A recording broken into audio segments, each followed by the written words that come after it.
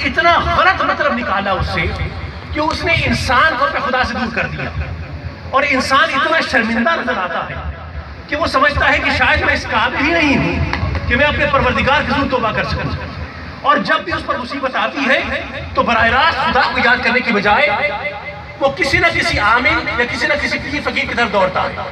خدا کی قسم تمہارا یہ رویہ تمہیں شرک سے قریب کر دیتا ہے۔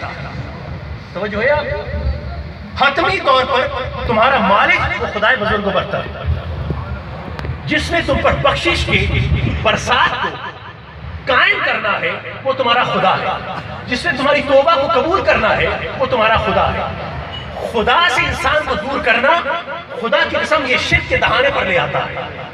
تم جس نہج پر بھی کھڑے ہو، جس مقام پر بھی کھڑے ہو، اس بات کو مت بھولو کہ جتنی بھی دلدل میں ڈھستے چلے جاؤ، وہ خدا ہر حال میں تمہاری پکار کو سننے والا ہے، اور وہ تمہاری بخشش کرنے والا ہے، تمہاری توبہ کو قبول کرنے والا ہے۔ بھلا کہ جو خود توبہ کا محتاج ہو وہ کسی کی توبہ کیسے کروا سکتا ہے؟ مجھے انتہائی افسوس ہوتا ہے کہ جب ہماری بہنیں بھی ہمارے پاس آتی ہیں، اب ذہنی نفسیاتی دباؤ کا شکار ہوتی ہیں، چونکہ بچپن سے یہ بات سن رکھی ہے کہ ہم تو گناہگار ہیں، ہم تو بڑے خطاکار ہیں، تو جب ہماری بہنیں ہمارے دوست ہمارے پاس آتی ہیں تو کہتے ہیں شاہ صاحب اللہ توبہ کر دے۔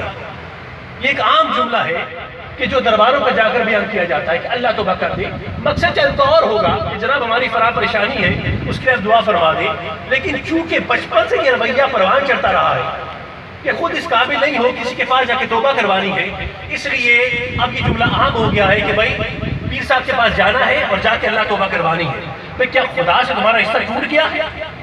کیا خدا کے رحم و کرم پر سے تمہارا مان اٹھ گیا ہے کہ جس وقت تمہارے پہ مصیبت آئی اس وقت تم نے اولاً خدا کو یاد نہیں کیا بلکہ اس کے غیر کو یاد کیا؟ تو وہ جو ہے یہ میں وہ مقام پیش کروں کہ جس مقام پر یا تم ہو یا تمہارا خدا ہے، درمیان میں کوئی وسیلہ نہیں ہے۔ توجہ ہے؟ اگر خدا تم سے اتنا ہی دور ہوتا تو کبھی تمہیں سجدے کی دعوت نہ دیتا، اور کبھی تم سجدے میں جا کر سبحان ربی یا اعلیٰ براہ راست نہ پکارتے، پر خدا تو کہتا ہے کہ تم سجدے میں اتنا قریب ہوتے ہو کہ فکانہ کعبہ قوسین ادنیٰ، کہ فقط 2 ہاتھ کا فاصلہ رہ جاتا ہے۔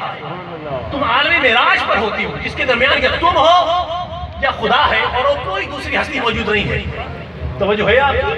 سو یہ رویہ کہ خدا اپنے بندے کو صرف وسیلے کے ساتھ سنتا ہے، وسیلے کے بغیر نہیں سنتا، کہ انتہائی جاہلانہ رویہ، اور جو اس فکر کی ترویج کرے خدا کی قسم وہ اس قابل نہیں ہے کہ اس کی صحبت میں بیٹھا جائے۔